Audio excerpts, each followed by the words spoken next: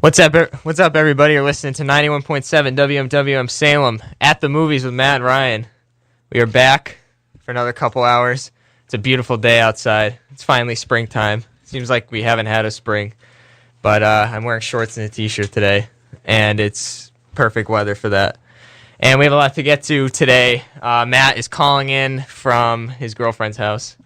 He had other business to attend to, but he's finding time to call in today. We're going to discuss some movies, of course. We're going to review a Netflix movie called Win It All. Matt might have a movie that he saw that he might review. I'm not sure yet, but when he gets on the phone, we'll find out. Hope everyone's weekend's been going by great. And I'm going to put him on the phone now, so he won't be waiting. So let me put him on. Matt, are you there? Hi. Hey, there he is. Thanks for informing about your clothing choices. Yep. The audience needed to know. No, I'm wearing shorts too. I feel you. Yeah. No, yeah, it's nice. It's been a while. You live in New England, you know. It's a beaut, that's for sure. I went for a walk earlier today. Did you? Yeah, I had some ice cream. You know. I had some ice cream yesterday, not today, but. Where? I went to Melt Ice Cream downtown. Hey, I got a quick grievance. No one has soft serve ice cream. Like, what is the deal? What? No places have soft serve, it seems like. Oh, yeah. This place didn't either. Yeah, I bet. No, that's why I said that, because I went there before that, actually. It's like... Oh, you have been? Yeah. It's like a bias against soft serve, and I hate it. I've never been there before, but it was really good. Yeah.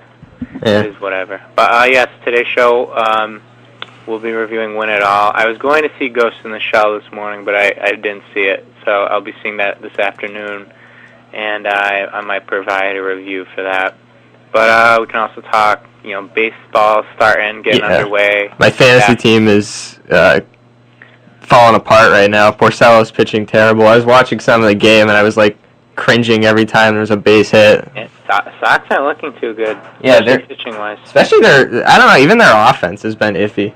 Well, Mookie's missed a lot of time. That always hurts. Well, he's back. He's back today. That's big, and they're playing a little better offensively. So. I'd say the same with Houston's offense. Hasn't looked quite up to snuff. But we'll see. We'll start with our movie today, Win It All. I told Ryan this is a movie I've been excited about for a long time because Joe Swanberg wrote and directed it, and he's one of my personal favorites. Working today. Along with Mark Duplass, he kind of started the mumblecore genre. And I really like the way he develops characters and lets things play very naturally on screen. So I was excited to see this movie. It stars and is co-written by Jake Johnson, who many may know from New Girl fame, but is also a frequent collaborator of Swanberg's. He's in Drinking Buddies and Digging for Fire, which were his last two films.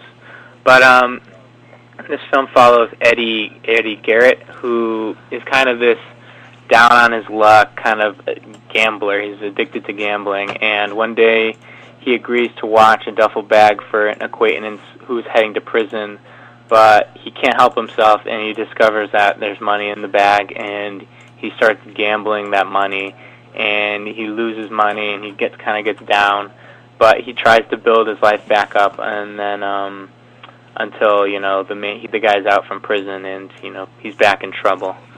Yeah, that's pretty much the premise. Yeah, it's a pretty simple premise. It's only an hour and 20 minutes, but it's gotten pretty good reviews. I looked it up before seeing it. It's got like a 90-something on Rotten Tomatoes. Yeah, it went to South by Southwest Film Festival, which was in Austin last month, and got really good reception. And Swanberg is one of the go-to Netflix guys at this point. I think he had a show come out last year, Easy, which I actually liked, even though I'm not a big TV fan. But I really like his style. He lets things play out in a very naturalistic way, and he kind of strips the theatrics of things, which I like a lot. And I think that shows in this movie. From the trailer, you think you're gonna get the kind of fall of the degenerate gambler type movie, but I like how the movie shifts and plays with your expectations, and just how loose everything is. There really isn't much of a story. It's more of a character study about Jake Johnson's character Eddie, and kind of his draw to gambling and just being this constant loser, but like, you know, he decides like enough is enough. I need to change my life and stuff like that. When I was looking at some other critics' reviews after watching it, and a lot of their problems with the movie was it was too predictable. I kind of disagree with that. I think what Swansburg did was take a different route in the gambling genre of movies, if that's any genre. But and I kind of didn't expect like the middle part of the movie to play out the way it did, and I was kind of interested in that. It's an interesting change of pace because the middle is typically the ending of most gambling movies. Yeah.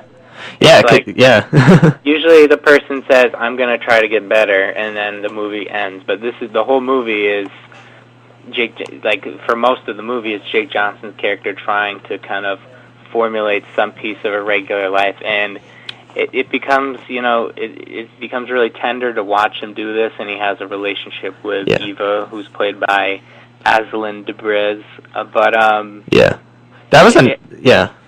Yeah, their relationship's good, and I think Swanberg and Johnson both have a way of writing dialogue to make everything seem pretty naturalistic. But at the same time, this is by far my favorite, or not by far, but it's my favorite Swanberg movie because it gets tense. Like, the final half hour, I was sitting in I watched this in the car, interesting enough, on my phone, and I was shaking. I was like, oh no, because you get to really care about Jake Johnson's character, and when things start not working out, it's like it's the type of movie that's so stripped down from being like the typical gambling movie that you really don't know what's going to happen. Yeah, and I also liked the relation, like you said, the relationship with the love interest in this movie, because it actually had some value and it made sense. It wasn't just there for, you know, like some movies just have it there just for nothing. I think this was there for a reason. It kind of showed that Johnson's character had to stop what he was doing, and she was kind of she was kind of keeping him afloat, kind of indirectly. So I thought that was interesting too. All the side characters have a lot to do. I liked the actor who played his brother. Like, they had a very interesting brother relationship. Keegan-Michael Key gives a small performance here as his sponsor, and I liked his group of friends. I liked that Swanberg still manages to kind of interject his sense of humor into the movie, and I think that works a lot too. Like, my favorite, probably one of my favorite scenes is toward the end when he's with his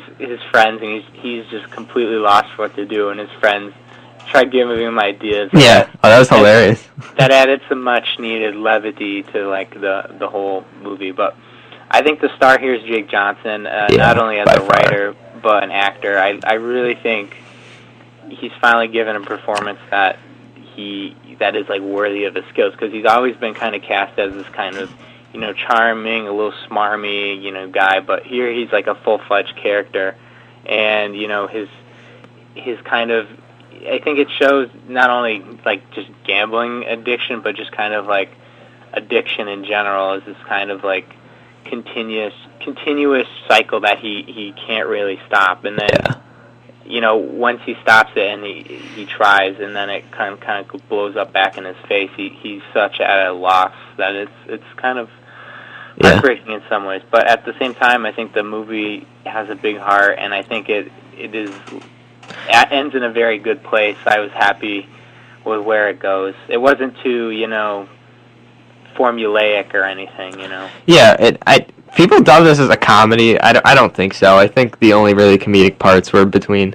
I mean, here's the thing. I think the interactions between him and Keegan's character are some of the best in the movie, because there's some comedic parts where like Keegan's like, "Call yourself an idiot," like stuff like that. But then there's also those touching moments where you could tell that Keegan's character means a lot to Johnson, and I think that's the continuing interactions between those two is, I think, what really makes this movie very good as well. I think all the characters had very good arcs along with Johnson's character. I liked, you know, his relationship with his girlfriend. He's like, you know, the trepidations he has and stuff like that of like, you know, can he have this kind of normal life? He's always just been kind of this outsider. I think the movie, it sneaks up on you just how deep it is. I think there's a lot of very human moments here, very heartfelt things, and I appreciate that a lot.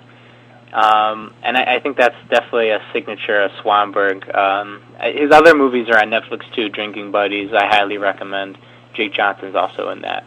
But I think him teaming up with Netflix is a great move, because I think his movies definitely play to a Netflix crowd, and they're not like these big budget, crowd pleasers. They're more of these kind of like patient, character studies. Yeah, this doesn't need a budget at all, really. Yeah, like the budget here is really just paying the actors. I feel like I don't know what else you need. There's not much else. Well, yeah, Swanberg definitely comes from humble roots. I mean, his first couple of movies went to like Sundance and stuff like that, and cost like $1,000. So he knows how to work on a small budget and make that work. But I definitely think this is his most assured movie, writing and directing wise, and I think he continues to get better. If you compare this movie to his first movie, it's like night and day. So he's really an interesting guy to watch, developing, and I like that Netflix. I know the big deal is with Adam Sandler, but they're continuing to kind of pick up these small, more interesting names and give them, space to work, because I think that's what they should really do. Yeah, everything about the movie was great. I was shocked how much I liked it. I thought it'd be pretty generic, because I've seen movies like The Gambler and Mississippi Grind, which I saw a couple years ago. I love Mississippi Grind was really good. You give that movie too much flack. I think that was.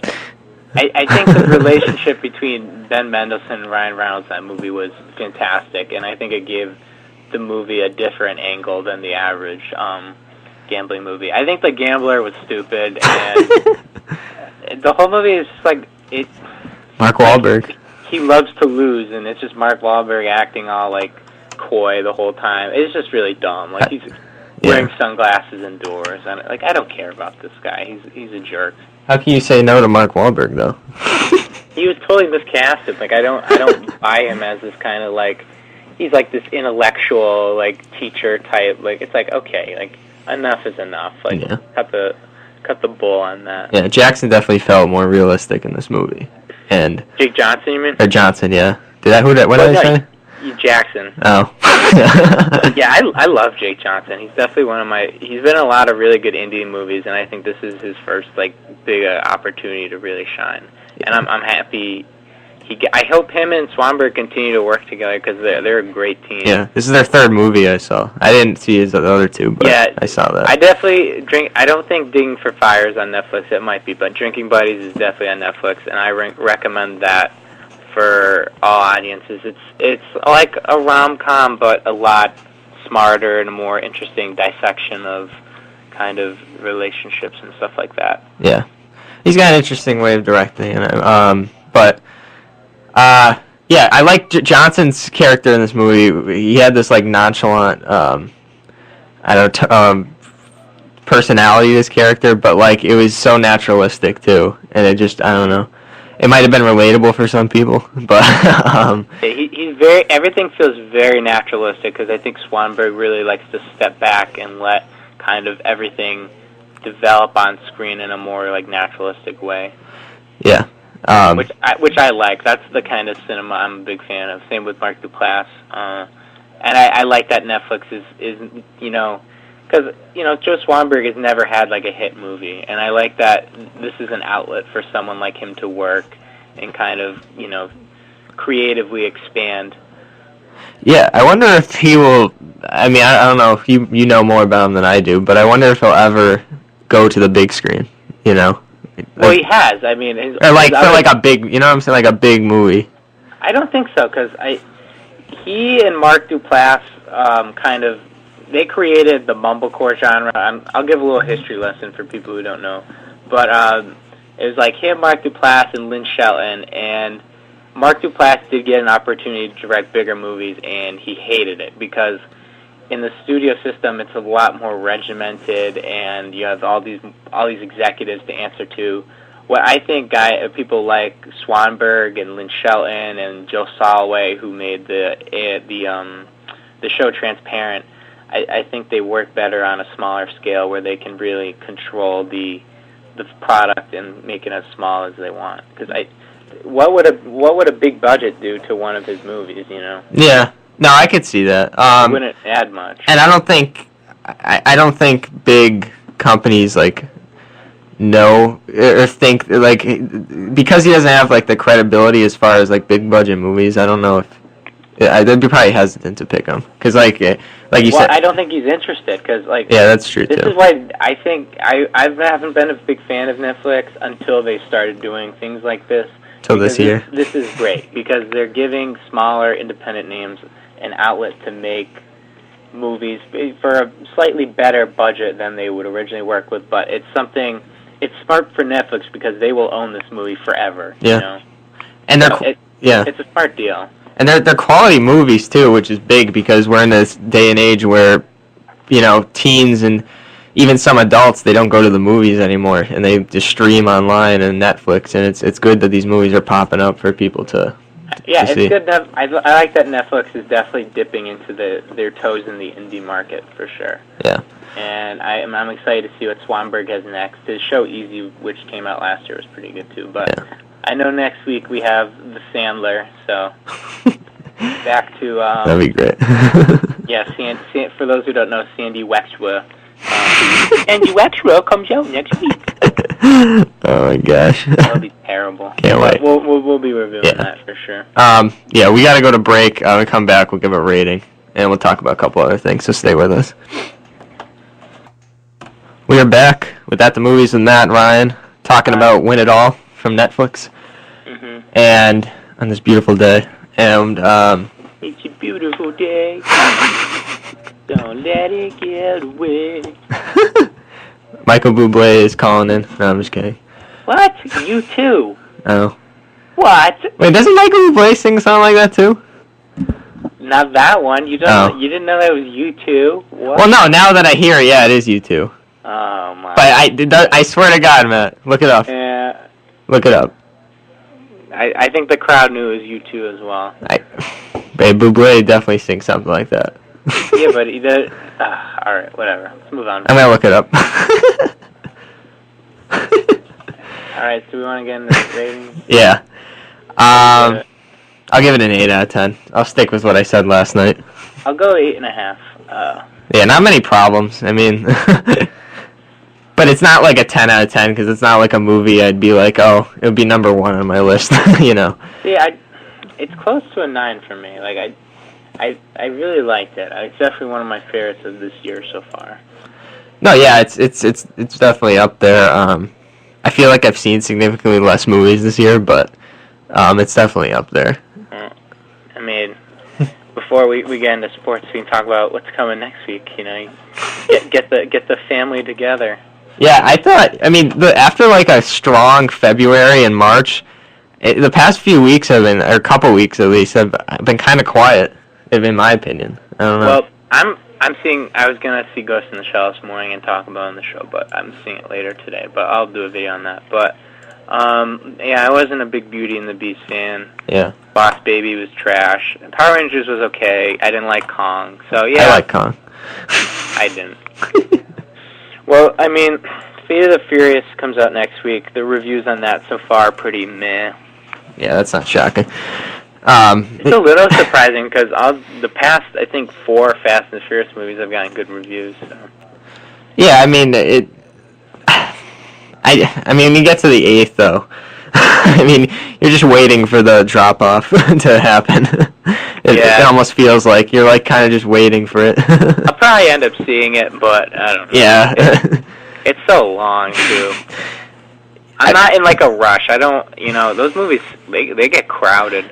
I don't know. My initial reaction to seeing the length is 2 hours and 40 minutes is this is going to be pretentious.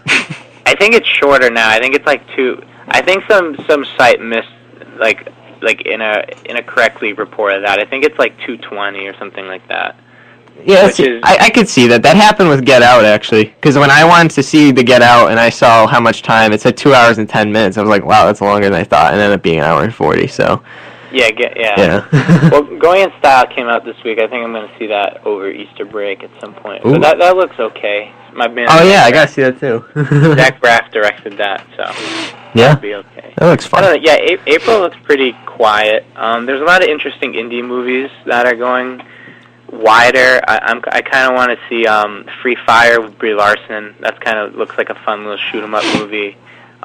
There's a movie called Colossal with Anne Hathaway and Jason Sudeikis, where Anne Hathaway, like, some monster hits, and it's basically this monster just copies everything Anne Hathaway does. Yeah. Like, it seems like a really weird kind of high concept movie, but it got pretty good reviews. It's certified fresh on Rotten Tomatoes, so I'll be curious to see that too when that comes out. And there's that Gifted movie with Chris Evans. Gifted? Did Oh. you see the trailer for that? It's like his daughter's like super smart or something. I'll have to check that out again. I know, but this I probably saw, but yeah. There's a lot of indie movies coming out before the storm of the summer movie Yeah. season. The only big movie this month is Fast 8. I know, and that's like a mid-July movie. I feel like. No, but here's the thing: they're smart because I think the summer movie season now is like 10 months in a year. It's not just one, like, because Oh yeah. you get blockbusters coming out whenever, so it's good to spread it out. No, this year especially, yeah. And I think the last couple ones have all been released in April, so I think it's a good move on their part to continue that. Yeah. Easter weekend seems like a weird release time, but whatever. I still think it's good. It's a long weekend. People are all home and not working, not at school. Yeah, the so. family. It's the ultimate family movie. Family. I wouldn't say it's one more ride. You're gonna betray your. I swear to God, like the soundtrack every year is the same lyrics, one more ride, except like it's just on different like beats and stuff. Isn't it? Does anyone notice that like every movie they say is gonna be the last one? Like one last ride. It's like Literally, they've been saying that since the 5th one. It's like what? literally when Wiz and Charlie Puth did their one last ride thing, it was just on a piano, and now like this year, a bunch of rappers have a song, and it's like one last ride, and it's just like over a trap beat this time. So it's just weird. How can we not talk about family when family's all that we got? Yeah, I don't know. It'll be interesting. I'll definitely see it, but I'm not super eager for it. Yeah. But basketball season's ending soon. Playoffs. I almost had a heart attack watching the Celtics last night. Yeah, they almost blew it. They had a 23-point lead in the third, and then all of a sudden, Nicholas Batum turned into LeBron. Avery Bradley looked like a child against him. Here's the thing, Ryan. Toronto is like a half game back of Boston right now. Yeah. They're 8-2. Toronto's hot. They've won 3 straight. They scare me. Or wait, no, they don't, because I put money on them. But they would scare other teams. I wouldn't want to mess with Toronto. I'm telling you, Matt, most of our bets we do is usually very lopsided in the sense I lose, but this Toronto Celtics bet has actually been kind of fun this year. Well, it'll be good because they're definitely meeting in the second round now. Yeah. Toronto has a 2-game lead over Washington. If the Celtics make it out of the first, honestly, I could legitimately see them losing in the first round. Oh my God! Enough of that. The Pacers or Bulls aren't beating them. Celtics, the Bulls have been competitive against the Celtics, except that one game in Boston. Cut it out. Matt, I'm telling you, there's been like 2 out of 3 games. You never know. You never know. You got to be more of a believer in your team, dude. I am a believer, man. I'm also cautious because the way the Celtics have played, you got to be hot at the right time, and right now they haven't looked too impressive. I mean, almost losing to Charlotte. I mean, Nicholas Batum probably had one of his best games of the year yesterday. So why? How many points did he have? He had 31, but like 20 of them came in the second half. He made Avery Bradley look like an awful defender. Kelly Olynyk started last night, so that's probably why they won. Fouled out though. He 13 and 11. That's healthy, you know. Yeah. Good on him. Oh yeah, he does his job. I don't know. Like I think you need to be more optimistic in the team. Yeah, no, I am. They're very inconsistent shooting. Like they really have been. They don't have enough pure shooters. That's the problem. And when teams start figuring out that they rely on it, which they already are, it seems like they rely on Isaiah way too much offensively, and Isaiah's still playing phenomenal. I mean, you got to figure out other guys that could step up. And Bradley's been struggling shooting. Smart's been struggling shooting. I mean, he's always struggled shooting, but especially now. Yeah. You know what Marcus Smart's career average is shooting? Like 30. 35%. Yeah, that's pretty terrible. Like, I don't know. Yeah. Who are you gonna go? I think Bradley is the guy to go to for shooting, but like he's been struggling, and there's been times where he's looked like a great, off the pick shooter. But I mean, that's got to carry into the playoffs. Well, our good friend Trent has always gave me crap for saying the Celtics won't be a good playoff team. But here's why: once it comes playoff time, they're just gonna trap Isaiah off pick and rolls. And they're going to dare someone else on that team to make plays. And exactly. I don't know who that guy is. Like, that's my problem. Well, I don't think they're going to lose in the first round. But I'm just being cautious. You can't. I'm not going to sit here and be like it's going to be a sweep. Like, there's no way they're losing because there's always a possibility. The Eastern Conference is actually probably going to be more exciting to watch come playoff time than the Western Conference. Well, I think. I'll go through the matchups right now. Right now it'd be Cleveland versus Chicago, Boston versus Indiana, Toronto, Milwaukee, and then the Wizards and the Hawks. I think the Wizards Hawks is a bad 4-5. I think the Wizards could definitely sweep the Hawks. To be honest, I don't think Atlanta. The Hawks are trash. Although they beat Cleveland on Friday, so who knows? Yeah, but that was in Cleveland's defense. That was back-to-back, and they had to travel. So yeah, that's true. In the West, we got Golden State, Portland, San Antonio, Memphis, Houston, OKC, and then Clippers, Jazz. Everyone's hyping up the Clippers Jazz series. I don't know. I think it'll be fun. Like I don't think it'll be amazing because they're two kind of. They're like the same team. They both have the two big lineup, with Gobert and stuff and DeAndre. I don't know. What do you think playoff matchup's the best in your opinion? Who's OKC playing? Houston. I mean, that'd be a fun series just because it's two MVPs going at each other, and that'll probably be a shootout. But most exciting playoff series. Who's Milwaukee? Milwaukee would face Toronto. Yeah, I think that's my pick. Yeah, that'd be a really intriguing one, I think. I think Milwaukee stepped it up big time. I want to see Milwaukee go. I just want to see Giannis go beast mode in the series because I think that would be fun.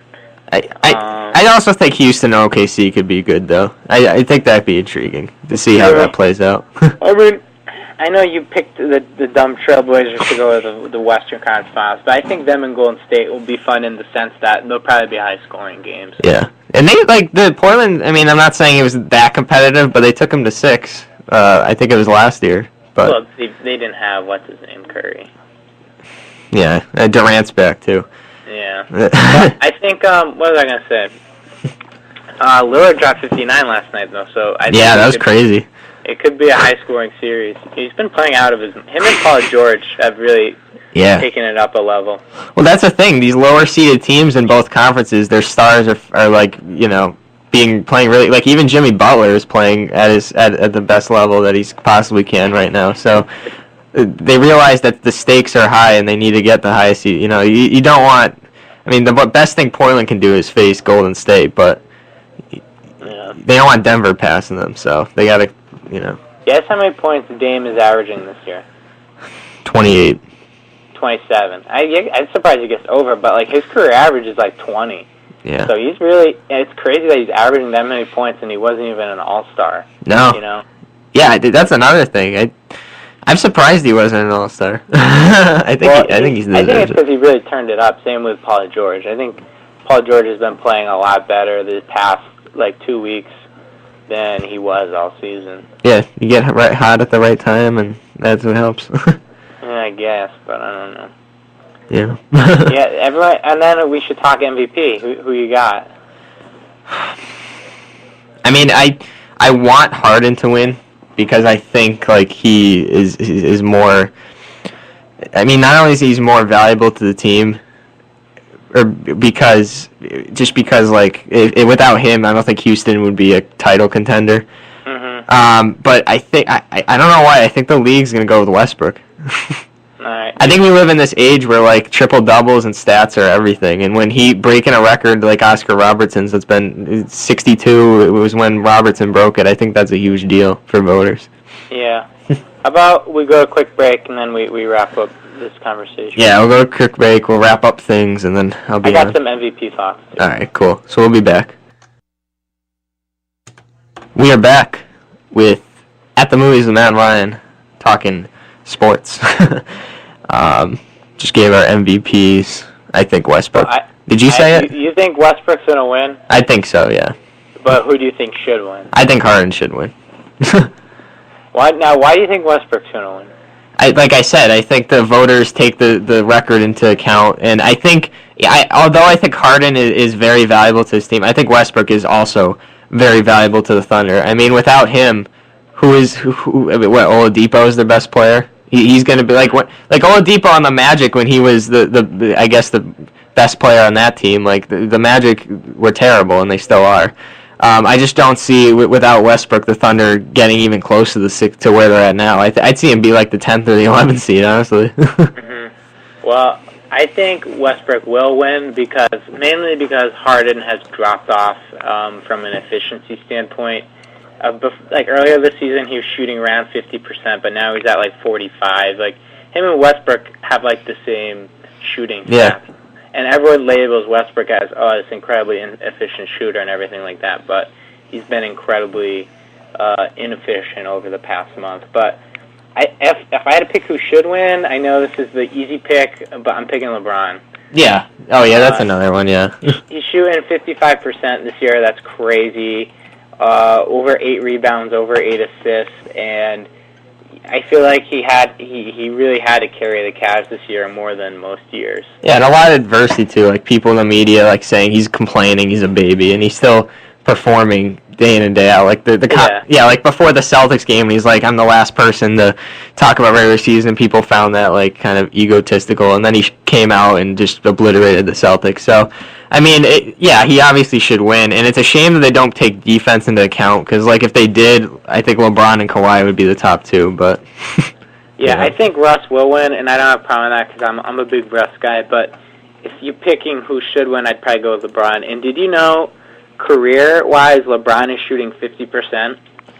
Yeah, that's crazy. To be honest, for a forward, that's insane. Yeah, and he's doing it every year. This is arguably like his best year stat-wise, from what I heard. Like this is his most consistent year, which is crazy because he's been in the finals 6 straight years. He'll probably be in it the seventh this year.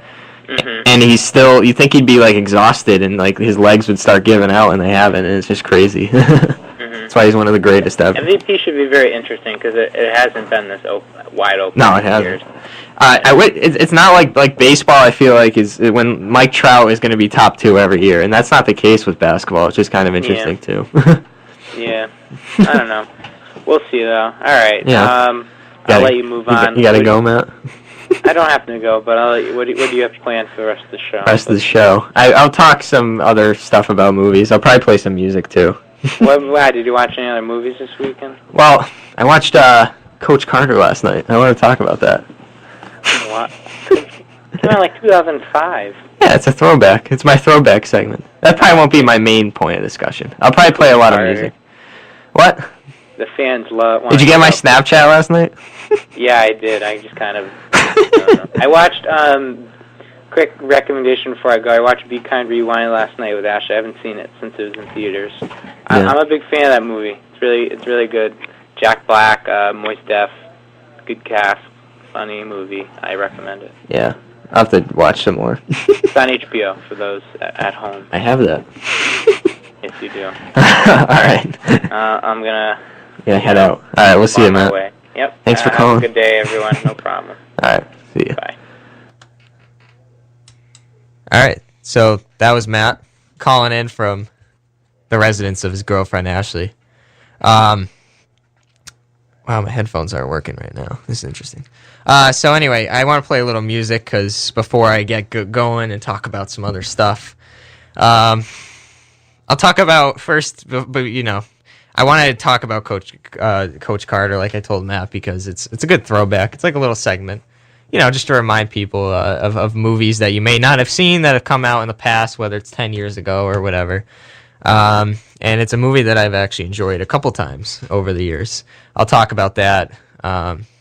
Maybe I'll talk a little bit about my weekend too, because I might have a little food review to do. I always love talking about food, but for now I want to play some music. Maybe we'll get some folk music up in here. I play a lot of rap, but I'll play some folk music, and I'll be back. So stay with me. All right, we are back with At the Movies with Matt and Ryan, or just Ryan today. Well, for the next hour and 20 minutes. I might get out a little early, just because it's nice out, and I don't want to bore you guys with all my talking. I'll play some more music, too. I'm really into the music now. I've been writing for this new site, doing some album reviews, doing some other things, some 20-year anniversary albums. If you want to check any of my articles out, they're on my Facebook page, Ryan Fair. I've been writing about, let's see, I wrote like a 20-year anniversary about Big E Smalls, his album from 1997. I wrote another one about the Chemical Brothers from 1997, which is a big electronic band. So, yeah, check that out. I want to tell you guys something, interesting thing that happened, or a couple things that happened this week. First of all, happy Acceptance Students Day to those. Today is one of the Acceptance Students Days today here at Salem.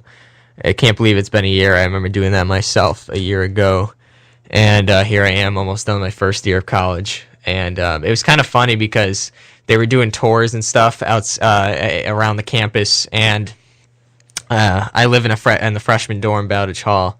And I went out of my room to go to the bathroom, and there was like 100 people standing outside, grouped around because they were talking about the perks of or whatever that is being in a freshman dorm. So I was hoping they wouldn't knock on my door because my room was kind of a mess, and I forgot that my roommate Sean told me that they might come by one of these weekends, and all my roommates are gone this weekend, so I was like alone. I was like, oh great, but they didn't knock, which is cool. But anyway, yesterday I went to downtown Salem. This is crazy, but like it's April 9th now, and I've been living here for 8 months, and I have not been downtown a ton to walk, like maybe twice. I still don't even know like half of downtown, I feel like. I've basically gone down to go to the movies, or when I went down Halloween, I went. But yeah, so it was nice going downtown. I went with my friend Rachel. Both of us, we went downtown and just to go, walk around. And we went to the Peabody Essex Museum, which I'm not a huge fan of art, but I tell you guys to go check that out. And relating to movies, they actually had a few cool movie posters there. They had like one for Teen Wolf. They had a couple other space ones. I think they had like Odyssey, 2001 Space Odyssey, which is considered a classic. So they had some cool, with relations to movies, they had some cool movie posters, especially in the space section. And they had a bunch of other things. It's very culturally abundant. They have a lot of different art from different places, New England, India, and all that. So if you haven't checked out the Peabody Essex Museum, I suggest you do. I didn't know it was free either. That was a cool perk that I did not know about. I was kind of happy it was free because I didn't want to pay $18 because I'm a student. So that was cool. We got ice cream too, and I'll do a little food review because Matt and I usually do some food reviews. Usually by the end, but since I'm by myself, might as well give my thoughts. I went to this place called Melt Ice Cream. Some of you guys have probably heard of it because some of you live here. I went there and I got like this just chocolate ice cream. I'm allergic to peanuts, so I can't really get much. And it was actually pretty fantastic. It's like very rich chocolate, and it's got like these little shavings in it too, which is kind of cool. And it was just a really good ice cream. It was honestly one of my best ice creams I've ever had, because like usually I'm like really full after ice cream because they give you a lot, but it was just like a perfect amount, and I walked out pretty satisfied. So I just want to tell you guys that was pretty cool. Yeah, it was a good walk though. It was pretty cold out. But yeah, that's what I did yesterday, and it's been an interesting weekend. It's finally nice today though. So that's pretty cool. I'm going to take a quick break. I'll take an early break here. And then Maybe I'll play another song, actually. I really don't want to bore you guys with just me talking because I'm alone. So I'll play, like I said, more music today. Maybe I'll talk a little more about movies as well. Figure something out. But stay with me. I'm going to play another song. Maybe I'll play some Childish Gambino. I think you guys might like this song. This is very 80s-like. So stay with me. All right. That's enough of that one. There's like 2 minutes of just that going off, and yeah. So actually, we're gonna go to break. I forgot to play the ads, so stay with me. Yeah, stay with us. All right, we're back with At the Movies with Matt Ryan. Sorry, I just had a brain fart there. Forgot to play the ads and forgot to go to break. Probably because I was just having too much fun with the music, but hopefully you guys are still listening. I know it's beautiful outside and everyone wants to go outside, but my dad just texted me saying that him and my mom are listening to this on the deck, which is kind of smart. It's a good idea. So if you want to stick with me, go out, and you still want to be outside, go outside, soak in some sun, and listen to Ryan talk. And also play some good music. I'll play some more music later on. On a side note, going back to the ice cream I had, make sure if you have a peanut allergy to tell them, because at Meld Ice Cream, because when I asked for chocolate ice cream, the lady took the scoop and she's like, "Oh, I accidentally almost went into the peanut butter," and I was like, "Darn, I forgot to tell her. I should probably tell her now after she did that." So I told her I had a peanut allergy, and she got a clean spoon from me. It was kind of funny because, like I said, I went with my friend Rachel, and she actually got peanut butter ice cream, so that was kind of comedic. Point there. That was pretty funny. But anyway, back to the show. So lately I've been watching a lot of like movies, like throwback movies, like from 10 years ago, 5 years ago, whatever. And recently, last night, I watched. I watched Coach Carter, which is starring Samuel L. Jackson. It's about supposed to be a true story. I'm not sure how true it is, but it's supposed to be a true story about the Richmond basketball team, Richmond, California. A tough city going through tough times, and Samuel Jackson plays Coach Carter, who comes in, has to fix not only the team but just the kids in general. They're very not disciplined. A lot of academic issues he had to fix. And it's got like a 60% Rotten Tomatoes, and it's not the greatest movie in the world, but it's something that I love going back to. And it's a movie that I came back to last night, and I know it's been out for 12 years, and probably some of you have seen it, but if you haven't, I would check that out. It's aged pretty well, and I think it's an interesting take on the sports genre, which is kind of something we haven't talked a lot about on this show. The movie sports genres, and how we kind of start to see a change nowadays with how directors and screenwriters are writing their movies about sports. And I feel like Coach Carter had a different style to it, and because I felt like it stayed true to its facts. It was 2 hours and 10 minutes long. So, the director has to hit a lot. I think the director's name is actually Thomas Carter. But it's an interesting take. It moves very well, so it doesn't feel like 2 hours. And it's very touching at points. There's some good moments with the script where there's like a nice dialogue from the players, and I think it's PG-13, but it's very mature. A PG-13. I wouldn't have your kids watch this. It probably should have been R, to be honest, but it's definitely realistic, and at points it seems a little non-realistic, but I think those are very small moments in the movie, and there's a nice almost soliloquy that one of the players gives at the end of the movie that kind of has a nice end to it. But yeah, going back to the sports genre of movies, in my opinion, from what I can see, is it's tough to make a sports movie nowadays. It really is. There's been so many done before. It doesn't matter what sport, and it's been done to the T. And boxing especially, it's especially hard for boxing to make a boxing movie because what else is there to do? the recent movie that came out last year, Bleed for This, with Miles Teller, was actually really good. I mean, I liked it. There's some issues with it, but it was an interesting take. I'm blanking out on the box here. I'll look it up though. But yeah, it was a good movie. It had a happy ending. And you can almost say that it was a cliched ending, but at the same time, it was a true ending. You know, you don't want to change the facts just for, just to be different from everything else. So, but it was nice. It was more of it wasn't even just about boxing either. It was more of a perseverance story in life, not just in sports. So I enjoyed that movie. But what I've been noticing, and it hasn't happened like really recently yet, but you know, within this decade, it's happened. There's been a lot of movies like Moneyball and Draft Day that have kind of focused on the behind the scenes of sports, and instead of just the field or the court or whatever it is, which can be risky because people who don't like sports still might like a sports movie because of that feel good aspect. But when you look at Moneyball and Draft Day, you have to really be a sports fan, I think, to see those movies, to understand the logistics behind it, to understand what GMs and coaches go through to create their team on an everyday basis.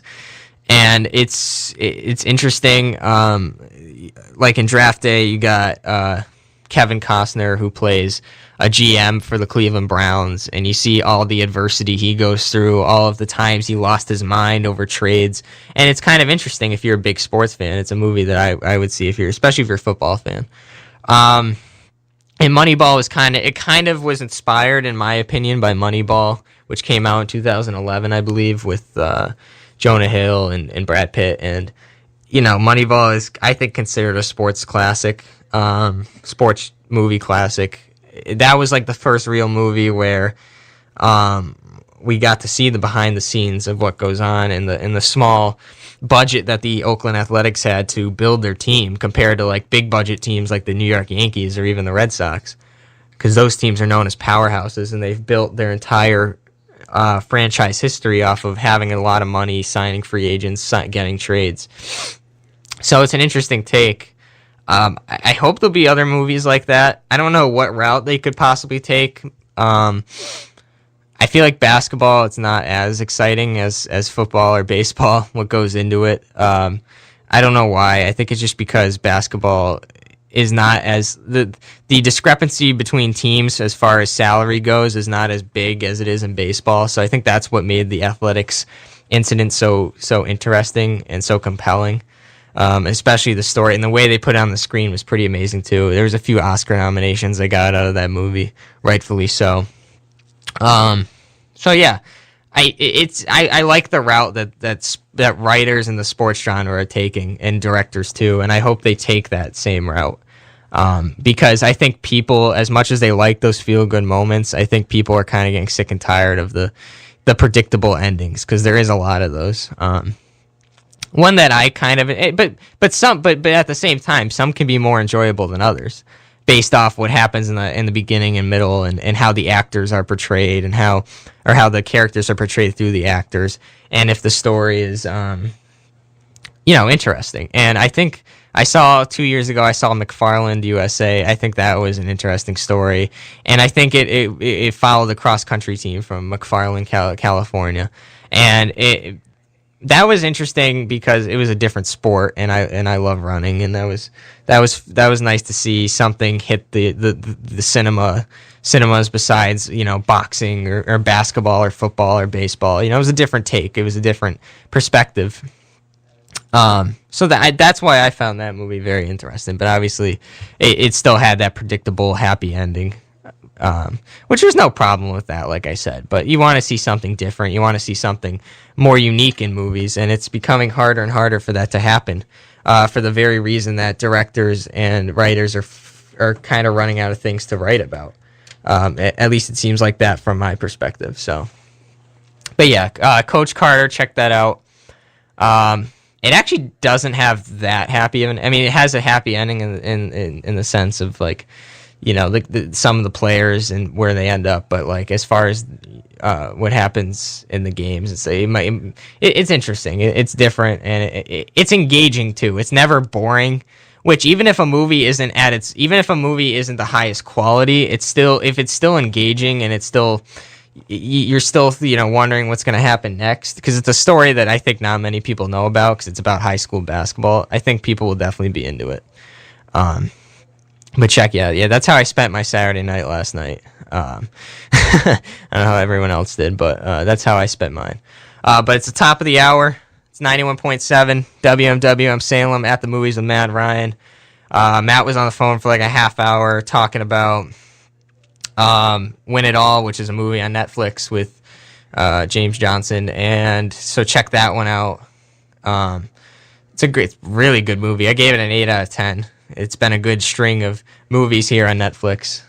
Then we talked a little bit about sports, which I might get into a little bit later as well. And then I've been talking about the sports genre in cinema and how it's kind of evolved over the years. If you've missed any of it, it'll be up on our page at the movies of Matt and Ryan on YouTube, on Facebook. We're up to 9 subscribers, so we need more. Let's keep it going. If you miss any of this or any of our other shows or podcasts, it's all there. If you missed the first hour of this as well. I don't think I'm going to go another hour. I'll probably go a half hour. I'll play some more music, too, because my throat's getting dry. And I'll come back. Maybe I'll play 2 songs in a row. I'll play 2 songs in a row. I'll play a song by Chance and maybe by... maybe another Lord Huron song, some more folk music. Oh, by the way, the other song I played was Childish Gambino, Redbone. It's a great song. He uses like the same tube that Prince used when Prince sang. Like there's a couple songs that Prince used like this tube to sing into, and it makes this like different cadence in his voice. Childish Gambino did the same thing. Donald Glover. He's better known as Donald Glover. But yeah, I'll play another song, and I'll be back. Talk about a couple other things. Stay with me. All right, we're back with At the Movies with Matt and Ryan, or Ryan, whoever whatever you want to tell it. I guess Matt was on for a half hour, so I'll give him that. So I love getting updates on my phone from ESPN, and I love when they give me updates of the Red Sox are losing 8-4. Not only that, but like I have Rick Porcello on my fantasy team who's pitching right now, and he's falling apart big time. So Red Sox have really been struggling this year. If you guys have been paying attention, they just haven't looked good, and I don't know if it's not even their offenses look good. And I think like Matt touched on earlier, like Mookie's been out, he's back today. They looked a little better offensively today, but Porcello was shaky today. He had a good first outing against Pittsburgh, but not too good today. We'll see though. I mean, it's still early in the season, but they're not matching up well against Detroit. That's for sure. I briefly want to talk about the college game, the college basketball game that occurred on 2 Mondays ago, I think. The North Carolina Gonzaga game, the championship game. I didn't get to talk about it last Sunday because Matt doesn't like college sports at all. I mean, it was a pretty tough game to watch. Wasn't really much of a game. It was definitely the refs had too much control over it. But congrats to North Carolina. Congrats to my bracket not being not being successful whatsoever. This has definitely been one of my worst years for the bracket. I had like Kansas, Arizona, and both teams were out by the Elite Eight. So, yeah, that's always nice. Yeah, it was a tough game to watch, but you know, the March Madness overall tournament was pretty fun. There was a lot of fun games, exciting finishes, that especially over the Sweet 16 and Elite Eight. So, can't take that away. But congrats to North Carolina. I just wanted to mention that. Yeah, so the Red Sox are down 8-4. For those of you, if you're not paying attention, it is Sunday. Matt and I usually had our football talk on Sundays back in the fall and part of the winter. But obviously football is not here, and baseball is back. And it's nice to talk about it a little bit because it usually means summer is right around the horizon, and we're finally starting to see that a little bit today. But yeah, so the Red Sox are on. If you haven't checked them out, they're down 8-4. I keep getting updates, and I keep getting updates too of how poorly my fantasy team's doing. So yeah, fantastic stuff. But I'm also excited for the NBA playoffs, like Matt and I talked about if you missed our first hour. This is the first year where I feel like the Celtics can finally contend, at least, for an NBA Finals appearance. They looked pretty... They looked like significantly worse than Cleveland, to say the least, on Wednesday when they played each other. LeBron was just a god amongst men. It seemed like he was just dominating everybody, and that's going to be an issue come playoff time because the Celtics don't really match. There's like 3 or 4 teams where they don't match up well. That's my problem with them. Toronto, they've lost like 3 times already this year. And it's because no one on Toronto can match up against it. Or no one on Toronto, everyone on Toronto is better than everyone on the Celtics, basically. I think Isaiah, the problem with me is that Isaiah can't play defense. And when he has to go up against offensive juggernauts like Kyle Lowry and DeMar DeRozan, he's not going to be able to keep up with them. And the Celtics already can't rebound. So going up against Valanciunas, who's a much better center than anyone the Celtics have. I mean, I guess Horford is a better offensive center, but I don't think he's a better rebounder than Valanciunas. It's always going to cause for concern, I should say.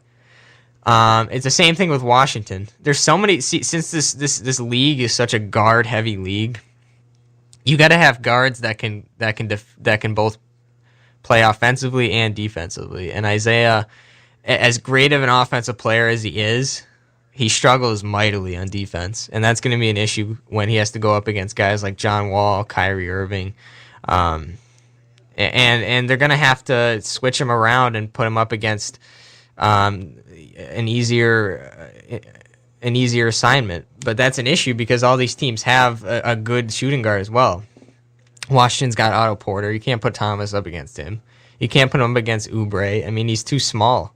And he's just not as quick on defense as he is on offense. So I don't know if that's a result of his height or just his effort. But I mean, he's really got to step it up, and that leaves Avery Bradley to guard whoever their best player is. And as good as a defender he is, he has not been himself lately. I don't know why. Maybe something's bothering him injury wise. He has been plagued with injuries. I remember last year around this time he was out for the rest of the season. Which was big because the Celtics lost in 6 to the Hawks, and they had no one that can shoot. But I'm really worried about the Celtics this year. I really am. They've won 51 games, but some of those games have been questionable.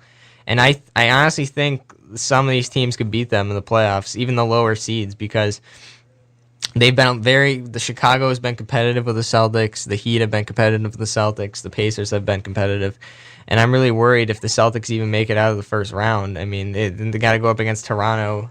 Bradley's going to have to cover either Lowry or DeRozan. You got to pick which. I mean, both are menacing. I don't know which one you're going to pick. And from what it looks of it yesterday, Nicholas Batum made Bradley look like one of the worst defenders in the league. Batum just schooled him every possession. It was like almost every possession Batum was scoring. He had like 31. So, I don't know. It's a little worrisome. But we'll see how that plays out. All right, so I'm going to go to break. I'll probably play another song, one more song. Like I said, this is a big music day. I don't know why I'm in a music mood. And then maybe I'll actually wrap things up. I'll wrap things up a half hour early too, so people won't get bored and stuff. So I'll be back.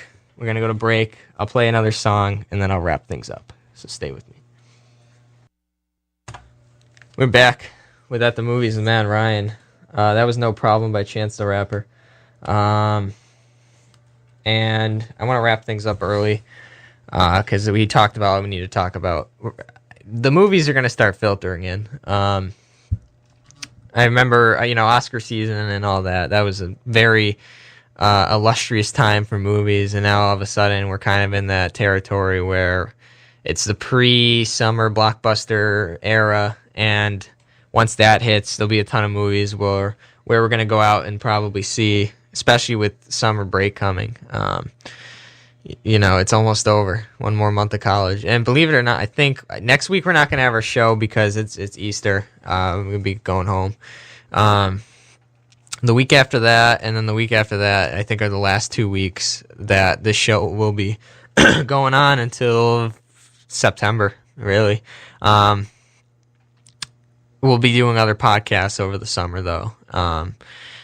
And that'll be fun. We'll put those on YouTube. We get more views anyway on YouTube from the podcasts because they're shorter and they're not 2 hours long. They're like 20.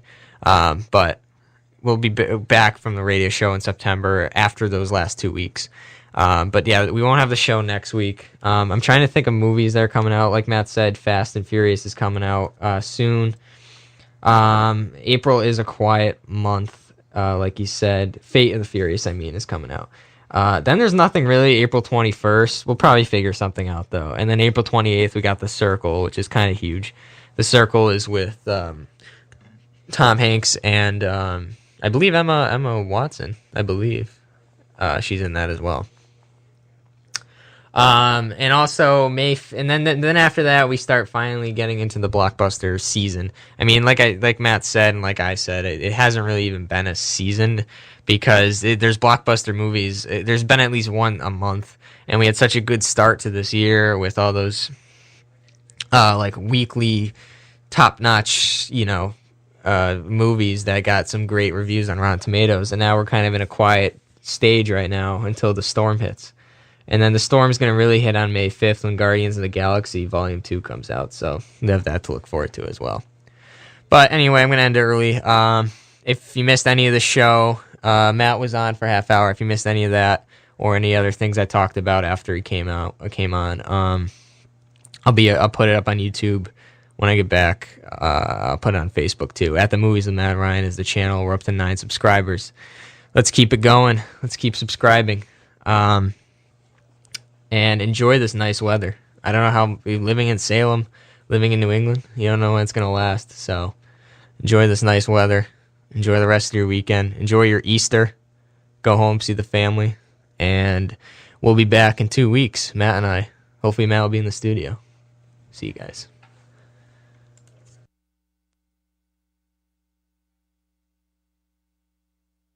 Back in high school, that's when I started smoking. Almost every